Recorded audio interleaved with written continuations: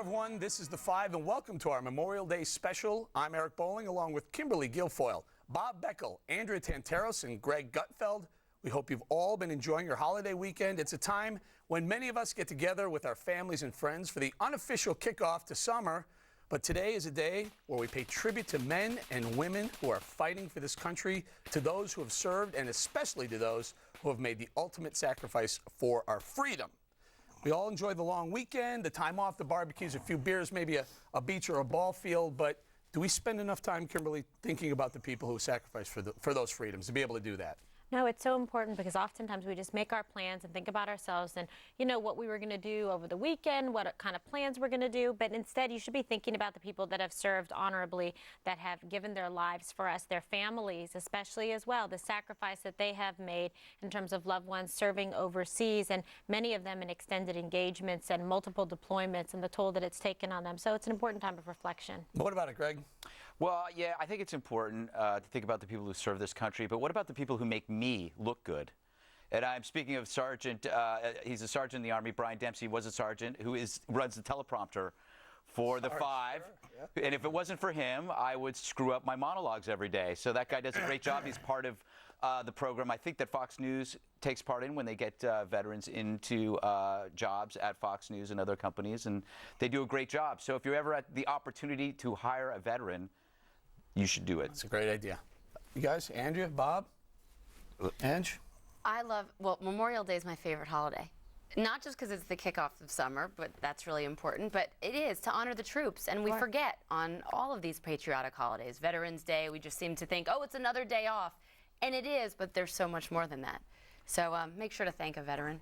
That's right. Greg said, I think last week, he said, if you see a veteran, you see someone in the street, yes, so wearing a uniform, go buy him a beer, buy him lunch, right? Yeah. But make sure he's really in the Army. You don't want to think he's going to some weird party dressed as YMCA. Yeah, exactly. I see you have your Army fatigue. I've seen Greg walk around the city pretending to be a soldier on Fleet Week. That's only during the parades. I bought you too many drinks, Greg. I found out you weren't in the Navy. Yes. I know the words to it. Speaking of which, it's Fleet Week. I'm the only person here. The liberal is the only one that's wearing red, white, and blue. Greg's wearing pinko, number one. This is salmon. It's Bob. salmon? It's not salmon. pinko? Oh, okay. Yes. Bob? Yes. Red on the nails, white, and Kimberly's the blue. There you go. Oh, I see. How nice. Join us I'll together. tell you what, when I was a kid, Memorial Day, everything closed down. And there was a parade, and we all went to the parade. Now they use Memorial Day as a reason to sell a lot of stuff, and particularly car dealerships. Anybody who buys a car on Memorial Day, I hope they turn into lemons and they break down on you. Why do you say that? Because you shouldn't use a Memorial Day for a reason to sell more stuff. I mean, you know, and the other thing is... What's wrong with you? That improves the economy and jobs for everyone. Do you think you can get jobs on Tuesday. But what about picnics? Are picnics evil? No, I think picnics are great. Where do they get the food? Well, listen, you have to sit here and argue with me. I'm trying to make an important point. You made fun of my sweater. Well, you're a pinko. But the other thing is, I've noticed that when I go... Is this funny? The anti-war activist calling Greg a pinko? Right. Now, listen, the other thing is, I do go to Memorial Day parades. I love them. I think they're great. But I've noticed, frankly, and this is a serious point, that if I were an Iraqi or a Kuwaiti or an Afghani who were living in this country now, I would show up at those parades and say thank you. I too often do not see enough people where we've sacrificed for them, and they've moved to this country to stay here and participate in something as important as Memorial. Or maybe all of Europe. Like that would be a good idea. Thank you too, merci beaucoup. Particularly the French. We're right? I still hate waiting parades. on the French. Hate parades. When you're a short guy, parades just taunt you. There's just no place to go. You constantly in the parade. I end up having to climb up on somebody else's shoulders and sit around there. Remember St. Patrick's Day? You were on my shoulders.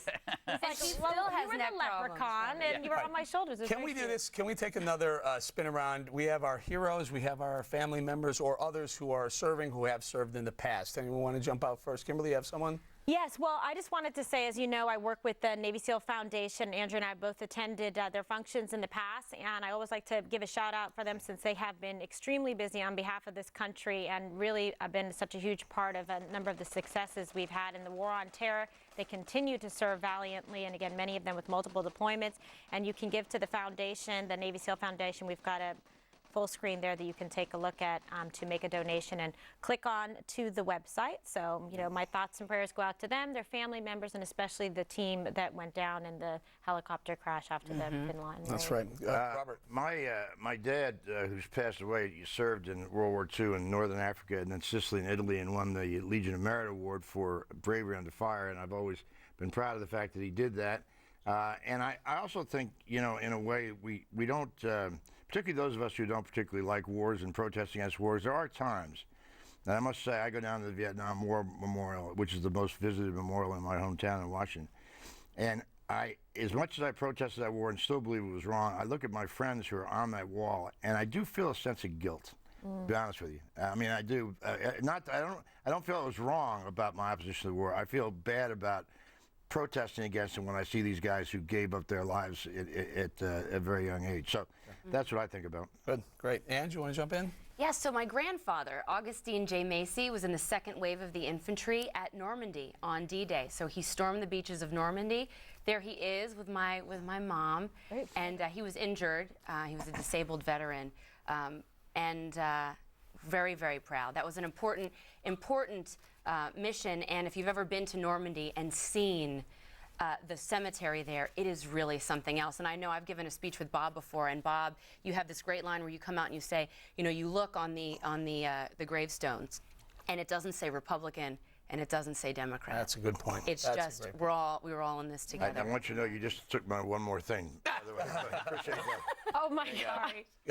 I'll give you a banned word of the day. How about that? Okay, fine. I want to just give a shout out to people that are doing a lot of work for the wounded veterans, specifically Gary Sinise, who's been raising a lot of money to build houses for wounded warriors, and also to the late Andrew Breitbart, who did a lot of work for troops, including hosting Troopathon. He did a lot of great work while he was here for a short time on this planet. Sure. Let me jump in here very quickly. A lot of relatives. My father, who's passed away now, was in the U.S. Navy. I think we have a picture of him and my mother a long time ago.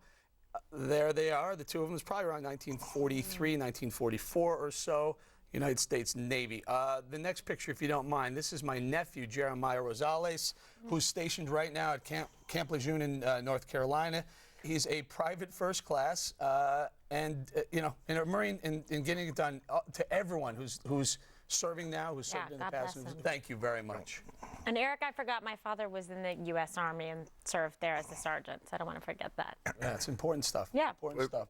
You mentioned heroes. Do you want to talk about heroes? Yes, heroes. Go ahead. I have several of them, but I think General Patton, for a whole lot of reasons, but not the least of which. You remember when Patton came into France, and then the Allies were caught at the Battle of the Bulge, and the Germans attacked and surrounded them.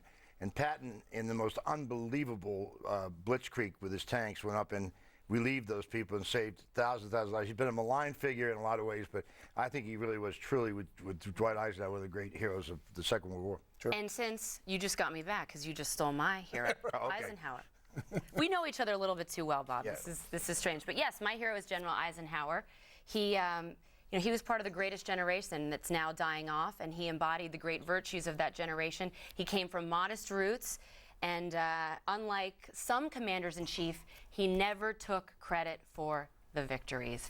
He was so humble, and he even wrote a letter to his penned a note before D-Day to his assistant and basically said, I take full blame for the defeat. So very humble. I think a lot of leaders could learn some lessons from Eisenhower. Yeah, Very true. We can wrap it up here. I was just going to say one thing really quick. You know what I think is so important? The people that come over to this country and voluntarily enlist in the armed forces, like my dad was born in Ireland, he came over here. The first thing he did was to enlist to serve his country because he was so happy to be here and so proud to call America his new country. Absolutely. All right, Greg, we're going to leave it there? My hero, of course, is my wife for putting up with me. She is a hero. She is a To hero. all of us, actually. Yeah, exactly. All of our wives, right? Wow. All of our wives. My hero as well, Greg. Now you maybe better get that in there as well. Thank Amend you, your my hero friend. statement. All right, you're going to have to leave it there. More to come on the 5 Memorial Day special, including some of our favorite summer memories. That's coming up.